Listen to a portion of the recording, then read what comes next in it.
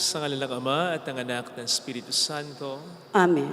sumainyo ang Panginoon At sumaiyo rin. upang tayo maging marapat sa banal na pagdiriwang na ito. Halina't magsisip po muna tayo sa ating mga kasalanan.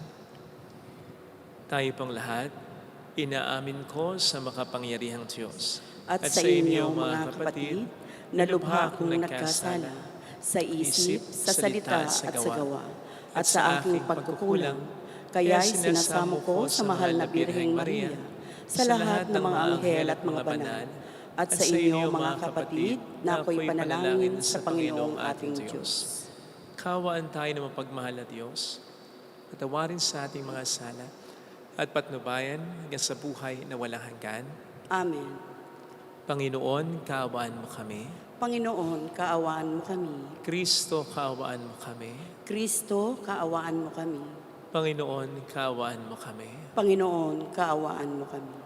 Iyuko natin ang ating ulo. Maaaring ibulong sa Panginoon ang ating intensyon. Sama natin sa panalangin ang mga kapatid nating OFW, ang mga kapatid natin na kasama natin sa banal na pagdiriwang ngayon through social media at ang kanilang mga intensyon. Pagdasal natin ang mga may sakit at ang mga nag-aalaga sa kanila. Manalangin tayo. Ama naming makapangyarihan, ikaw ang tumatanglaw sa lahat ng mga bansa.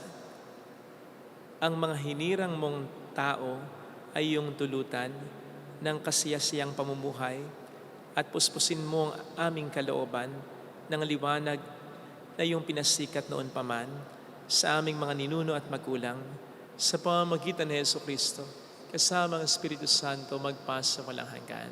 Amen. Ang salita ng Diyos mula sa unang sulat ni Apostol San Juan. Minamahal kong mga kapatid, yamang ganon kadakila ang pag-ibig ng Diyos sa atin, dapat din tayong mag-ibigan. Walang taong nakakakita sa Diyos kailanman. Ngunit kung tayo'y nag-iibigan, nasa atin siya at nagiging ganap sa atin ang kanyang pag-ibig. Nalalaman nating nananatili tayo sa Diyos at siya naman sa atin, sapagkat pinagkalooban niya tayo ng kanyang Espiritu. Nakita namin at pinatotohanang sinugo ng Ama ang kanyang anak bilang tagapagligtas ng sanlibutan. Ang nagpapahayag na si Jesus, ang anak ng Diyos, ay nananatili sa Diyos at ang Diyos na may nananatili sa Kanya. Nalalaman natin at pinananaligan ang pag-ibig ng Diyos sa atin. Ang Diyos ay pag-ibig. Ang nagpapatuloy na umibig at nananatili sa Diyos ay nananatili naman sa Kanya ang Diyos. Ang pag-ibig ay nagiging ganap kung hindi natin kinakatakutan ang araw ng paghuhukom, sapagkat tayo'y tulad ni Kristo kahit nasa daigdig pang ito. Walang kalakip na takot ang tunay na pag-ibig, sapagkat pinapawi ng pag-ibig ang anumang pagkatakot. Hindi paganap ang pag-ibig ng sinumang natatakot, sapagkat ang takot ay kaugnay ng parusa. Ang salita ng Diyos. Salamat sa Diyos. Puon, maglilingkod sa iyo, tanang bansa nitong mundo. Poon maglilingkod sa iyo, tanang bansa nitong mundo. Turuan mo yaong haring humatol ng katwiran. Sa taglay mong katarungan, O Diyos, siya'y bahaginan. Upang siya'y maging tapat, mamahala sa iyong bayan. At pati sa mahihirap, maging tapat siyang tunay. Poon maglilingkod sa iyo, tanang bansa nitong mundo. Mga haring nasa pulo at naroon sa Espanya, maghahandog ng kaloob, ihahain din sa kanya. Pati yaong mga hari ng Arabia at Ethiopia, may mga kaloob ding taglay nilang alaala. Ang lahat ng mga hari gagalang sa harap niya. Mga bansay magpupurit, maglilingkod sa tuwina. Poon maglilingkod sa iyo, tanang bansa nitong mundo. Kanya namang ililigtas ang sinumang tumatawag, lalo yaong nalimot ng mga taong mahihirap. Sa ganitong mga tao, siya'y lubhang nahahabag. Sa kanila tumutulong upang sila ay maligtas. Poon maglilingkod sa iyo, tanang bansa nitong mundo.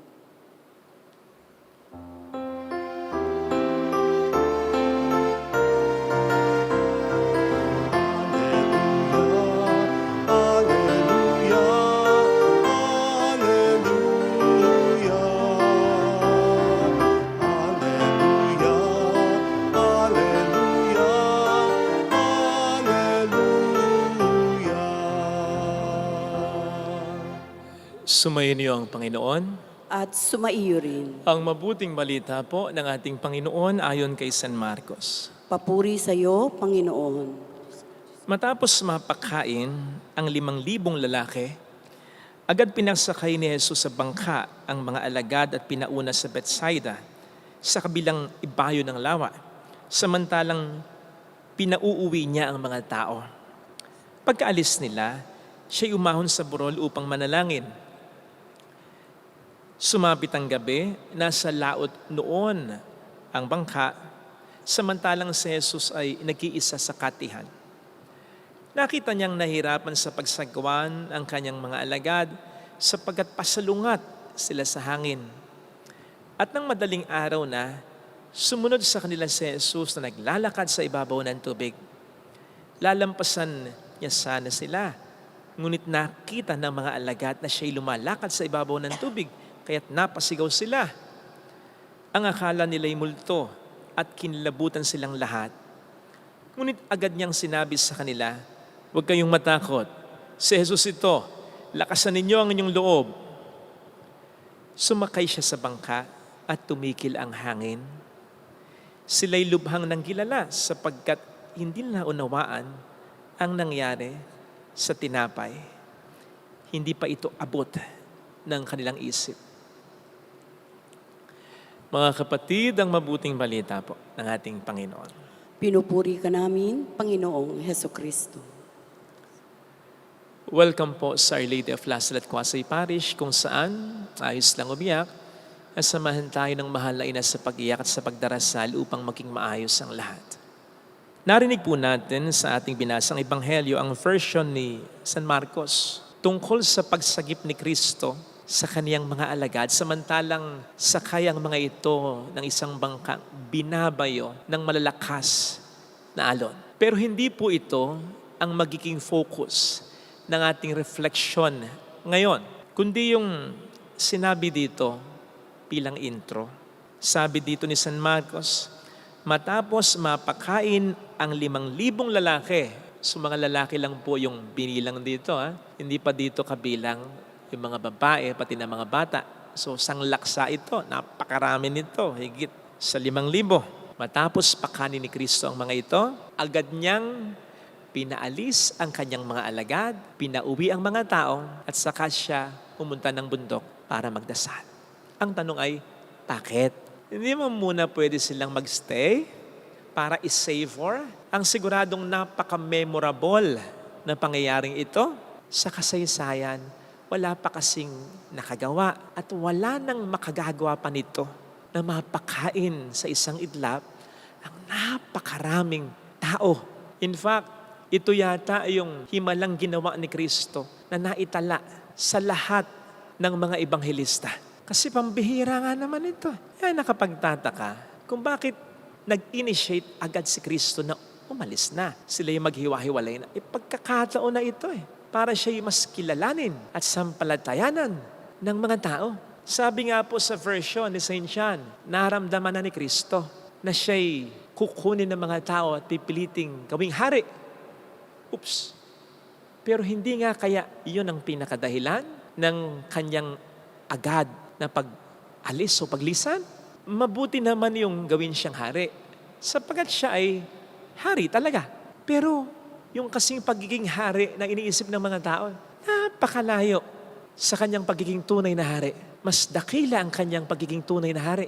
Mas makapangyarihan ang kanyang pagiging tunay na hari. Mas para sa lahat ang kanyang pagiging tunay na hari. And so, more than the plan of man, Jesus was clearly following the plan of God. At yun ang pinaka-dahilan ng kanyang mabilis na pag-alis o paglisan. Kaya dito ay maliwanag na sinasabi sa atin ng ating Panginoong Jesucristo na hindi basta may binibigay o may ino-offer sa ating pagkakataon at oportunidad ay susunggaman, ikagrab, papatulan na natin ito agad. Pakaisipin muna natin at pagdasalan natin kung ito ba ay tunay na naaayon sa kalooban ng Diyos para sa atin. Sapagkat kung minsan ang temptasyon ng demonyo, lalong-lalo na sa mga tunay na nagpapakabuting tao, ay hindi naman yung gumawa ng masama Sapagkat alam na naman ng taong nagpapakabuti na hindi siya dapat gumawa ng masama. Kaya madalas ang temptasyon sa mga taong ganyan at tunay na nagpapakabuti ay ang magsettle na lang sa mabuti. Gayong ang Diyos pala ay may plano na mas lalong mabuti. Halimbawa, mabuti yung tinutulungan tayo, binibigyan tayo ng ayuda ng mga politiko. Pero baka dahil dito ay hindi natin nagagawa ang mas lalong mabuti. Yun ay ang magbanat ng buto, magsikap, mangarap, magtrabaho. At baka hindi na mangyari. Sa bansang ito, ang lalong mabuti. Yung umunlad tayo, pare-pareho. Sapagkat nasanay na tayong dumidepende sa mga politiko.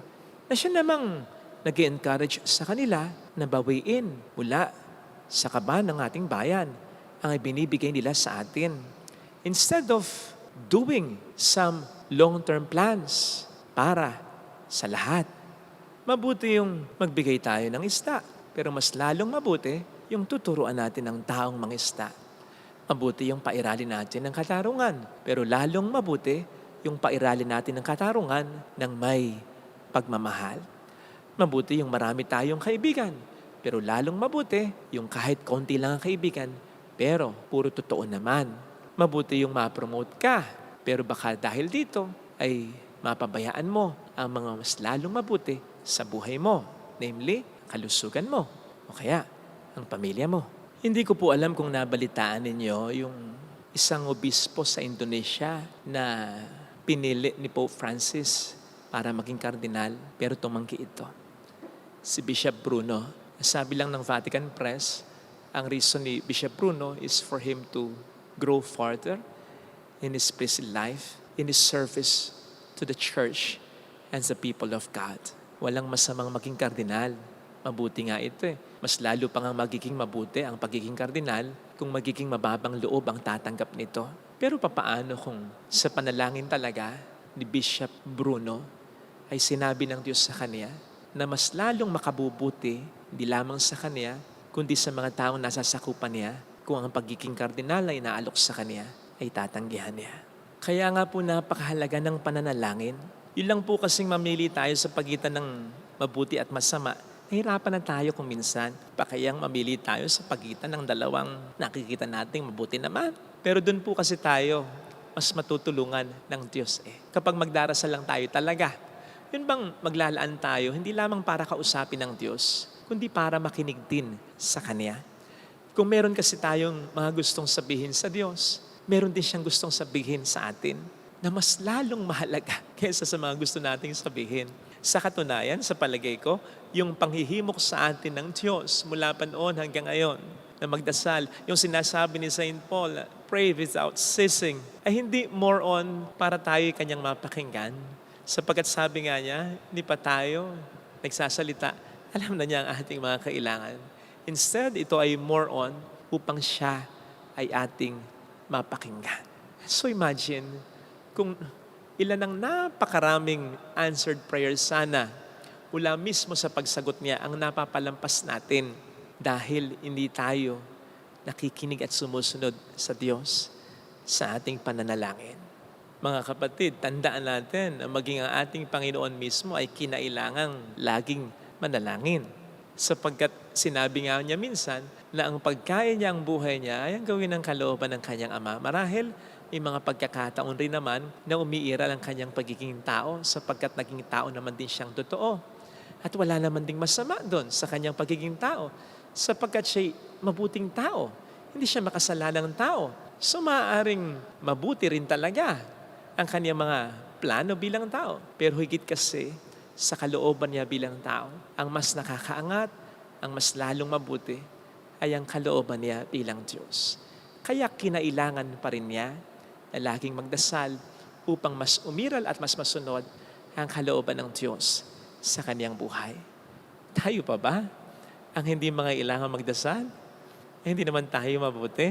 Kaya magdasal po tayo upang mas lalong masunod sa ating buhay ang kalooban ng Diyos na pinaka-mabuti.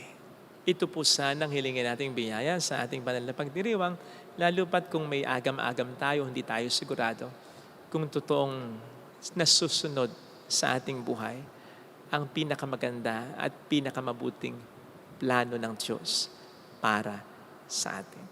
Amen. Lagay natin ang ating kanang kamay sa tapat ng ating puso.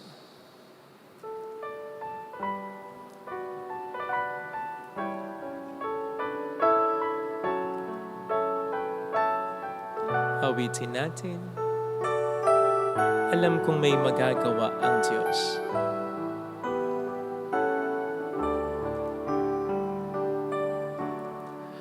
Alam kong may magagawa ang Diyos.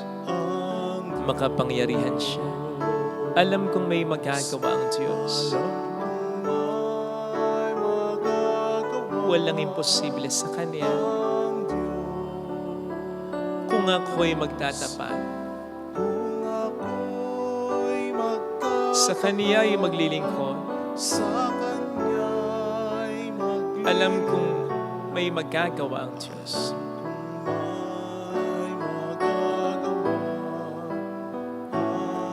Alam kong di ringhin ng Diyos ang samo ko sapagkat mahal niya ako. Alam kong di ringhin ng Diyos ang samo ko sapagkat anak niya ako.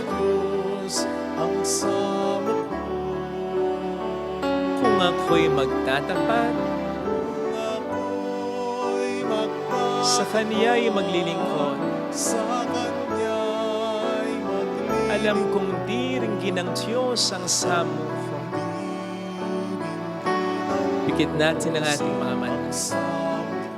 Panginoon, matupad nawa ang iyong kalooban sa aking buhay. Pagpasensyahan mo na po sana ako kung minsan ay pinipilit ko ang aking gusto. Pinagpapalagay ko agad na ito ang gusto mo. Kahit ako'y nagdarasal sa iyo, iniisip ko na agad na ito ay okay para sa iyo. Gayong hindi naman ako naglalaan ng panahon para manahimik at pakinggan ka. Gayong hindi naman ako nagiging very honest sa tunay kong motibasyon. Pasensya na, Panginoon. Sana kahit kung minsan umiiral ang aking pagiging ganito, wag mo po akong pabayaang malayo sa kalooban mo at gawin lamang lagi ang aking gusto. Alleluia! Hadlangan mo po ako. Alleluia! Turuan mo po ako. Pilitin mo po akong makasunod sa iyo. Siya ay muling babalik sa atin.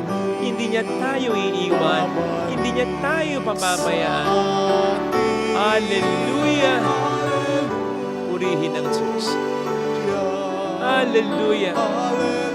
Sa takdang panahon, babalik ang Panginoon upang tayo ay kunin. tapat siya sa kaniyang mga pangako sa atin.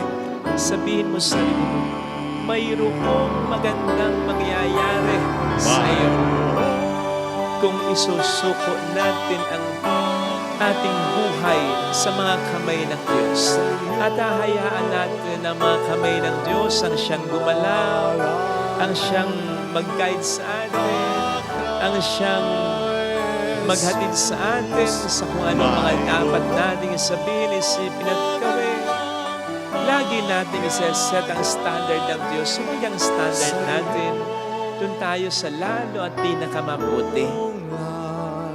Huwag tayo mag-settle sa okay na yan, ayos na yan, sapagkat higit na mabuti ang kalooban ng Diyos para sa ating buhay. Papuri sa Ama at sa Anak at sa Espiritu Santo. Kapara ng sa unang-una, ngayon, magpakailanman, magpasawalang hanggan. Amen. Pag-aalay.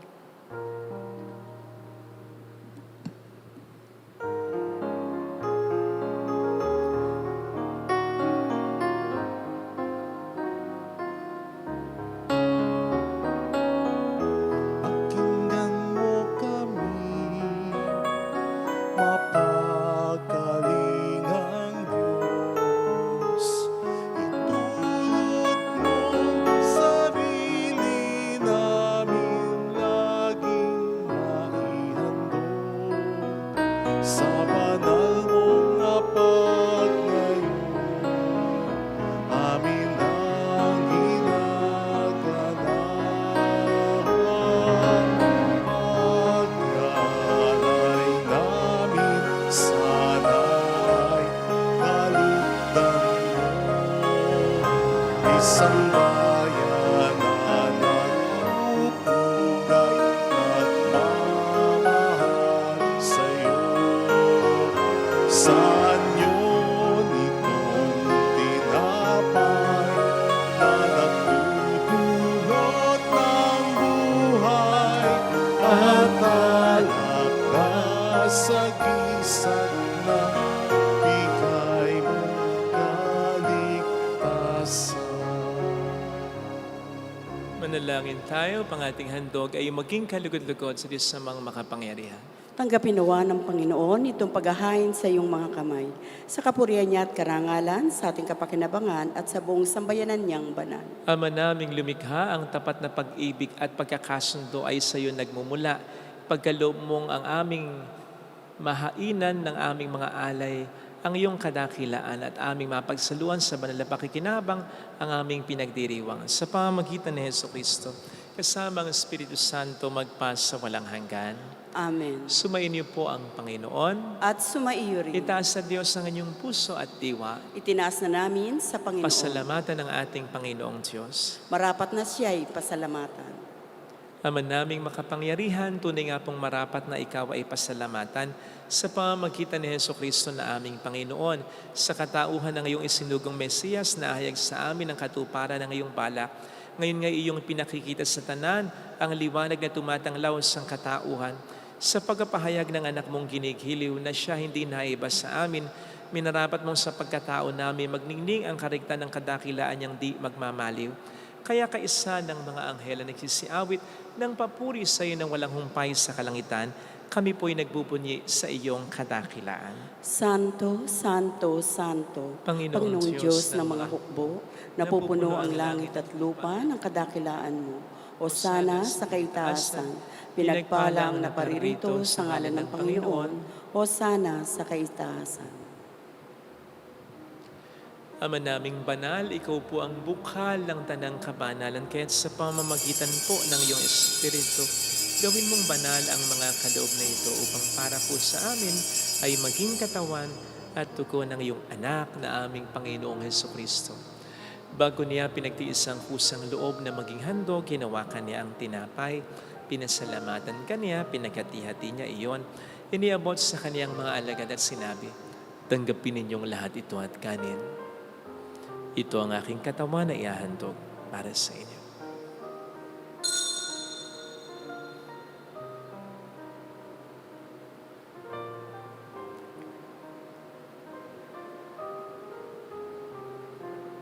Gayun din naman nang matapos ang hapunan, hinawakan niya ang kalis, muli kaniyang pinasalamatan, iniabot niya ang kalis sa kaniyang mga alagad at sinabi, "Tanggapin ninyong lahat ito at inumin. Ito ang kalis ng aking dugo ng bago at walang hanggang tipan. Ang aking dugo na ibubuhos para sa inyo at para sa lahat sa ikapagpatawad ng mga kasalanan. Gawin niyo ito sa pag-alala sa akin."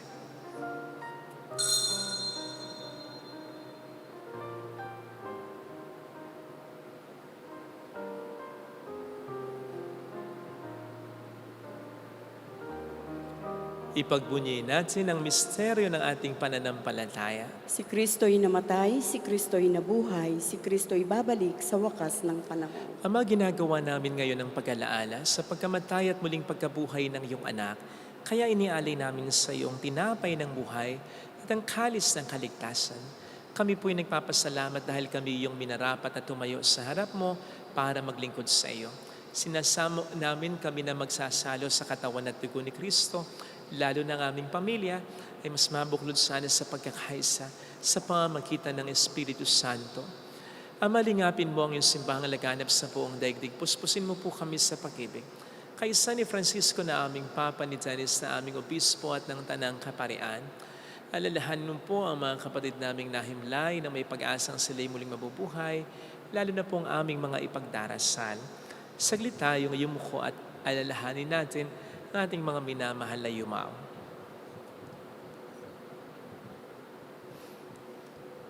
Kaawaan mo sila at patuloyin sa iyong kaliwanagan. Kaawaan mo at pagkingtapatin kaming lahat na makasalo sa iyong buhay na walang wakas, kaysa ang mahal na Birhen ng Lasalet, ang ina ng Diyos, isanuse ang kabiyak ng kanyang puso lahat ng mga banal na namuhay dito sa daigdig ng kalugod-lugod sa iyo. May pagdiwang nawa namin ang pagupuri sa ikararangal mo sa pamamagitan ng iyong anak na aming Panginoong Jesucristo.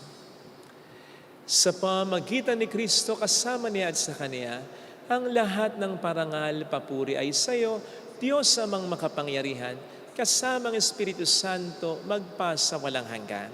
Amen. Tumawag tayo sa Ama.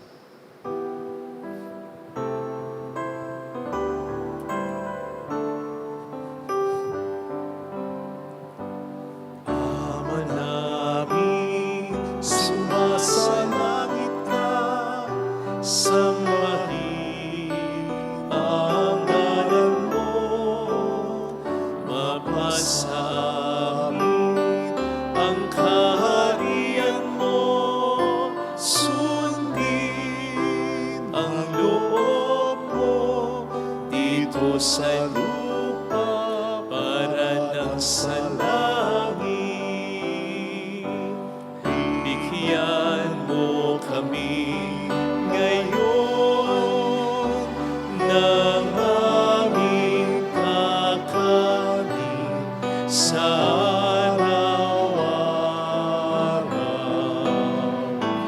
at patawarin mo kami sa aming mga sala, para na pagpapatawad namin sa nagkakasala sa amin, at huwag mo kami ipahintulot sa tukso, at ihadya mo kami sa lahat ng masama.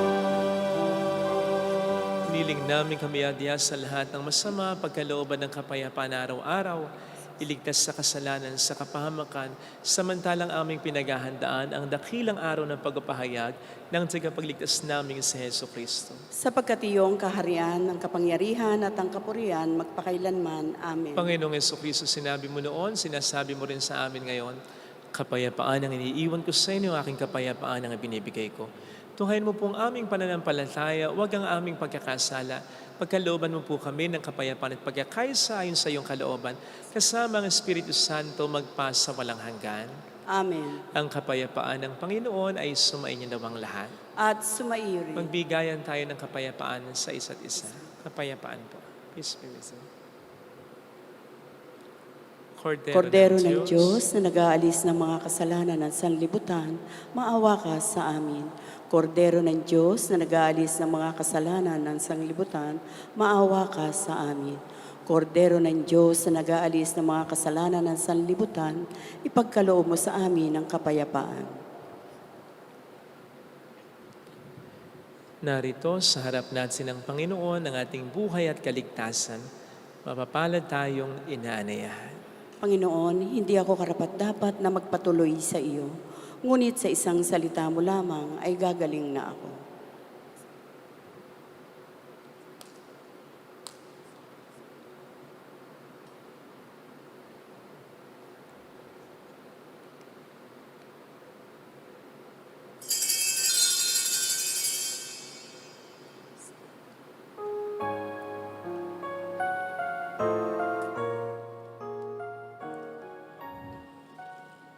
Panalangin para sa espiritual na pakikinabang.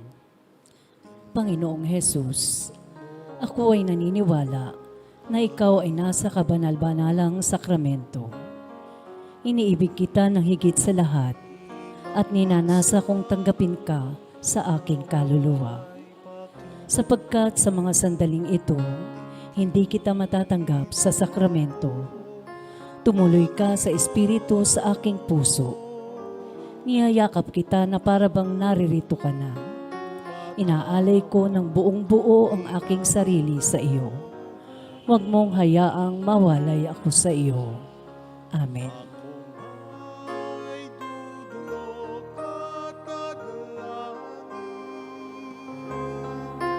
Pagdating ng umaga, ang tinig ko ay dinggin.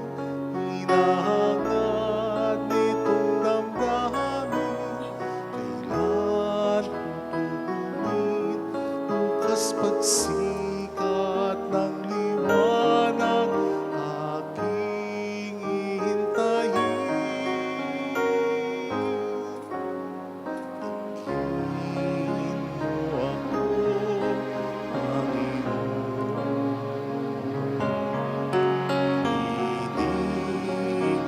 Pagsamo, naway pakinggan mo.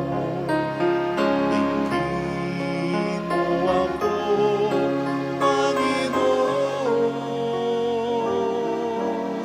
Akong tumatawag, lingapin mo ngayon.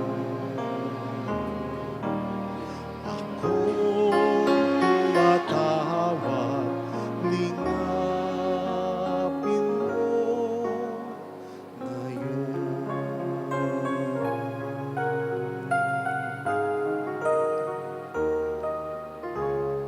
Manalangin tayo. Ama naming mapagmahal, kaming pinapagsalo mo sa iyong banal na piking, ay papakinabangin mo sa iyong dakilang pag-ibig ngayon at kailanman, upang pagkalipas ng mga kaloob mong pansamantala, makamtan namin ang mga aming inaasahang pampalagian. Sa pamamagitan ni Jesucristo, kasama ang Espiritu Santo magpasa walang hanggan. Amen. Holy God, Holy Mighty One, Holy Immortal One. Have mercy on us and on the whole world. Holy God, Holy Mighty One, Holy Immortal One. Have mercy on us and on the whole world. Holy God, Holy Mighty One, Holy Immortal One. Have mercy on us and on the whole world. Jesus, King of Mercy, We trust in you. alalahanin, O mahal na Birhen ng Lasalet, ina ng pag-asa, ikaw ang nagpapaalala sa aming magbalik loob sa Ama. Ito ang nagpapatunay na ang kagandaang loob mo'y nanatiling busila. Sa pag-aaruga mo sa amin, tungkulin mo'y tinupad. Sa paanan ng Kristo'y tinuring mo kaming mga tunay mong anak. Kaya ninais mong ni isa'y huwag mapahama. Maging sa iyong walang tigil na pananalangin, pati luhay pumatak. Huwag namang mawalan ng saysay ang iyong paghihirap. Hiling nawa namin sa iyo, aming inang Liya, na matapos ang pakikibaka namin sa mundong ito, at sa pananatili naming tapat kay Kristo, sa kapurihan mo'y makibahagi kang ganap. upang kung nasan ka ngayon ay maparoon din kami lahat, at ang kaganapan ng kalwalatian ng Diyos Amay, tuluyang matupad siya nawa. Mahal na Birhen ng Lasal at tagapagkasundo ng mga makasalanan. Ipanalangin mong walang patid kaming mga dumudulog sa iyo. Maraming salamat po sa inyong pakikiisa at sa inyong pagtulong na nagiging dahilan para makatulong din po tayo sa iba. Maraming salamat po. Bahala na po sa inyo ang ating Panginoon. Sumainyo ang Panginoon. At sumaiyo rin. Palain kayo kasama ng ating pamilya na mapagmahal na Diyos, ng Ama at ng Anak, ng Espiritu Santo. Amen. Mayo tayo sa kapayapaan ni Kristo. Salamat sa Diyos. Salamat din po.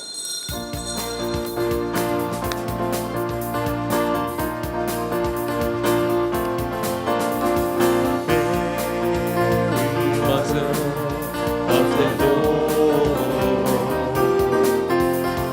Here's a prayer we sing to you. Let your tears sip in our minds and hearts as once they fell at Nazareth.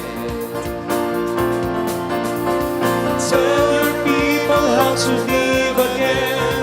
Tell your people how to sing again. Tell your people how to dance again. Tell your people how to pray again.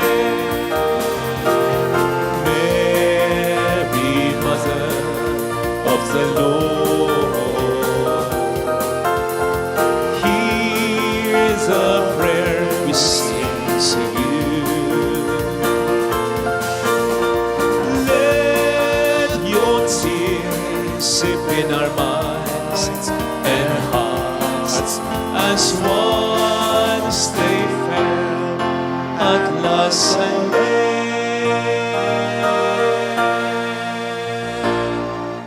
Salamat po.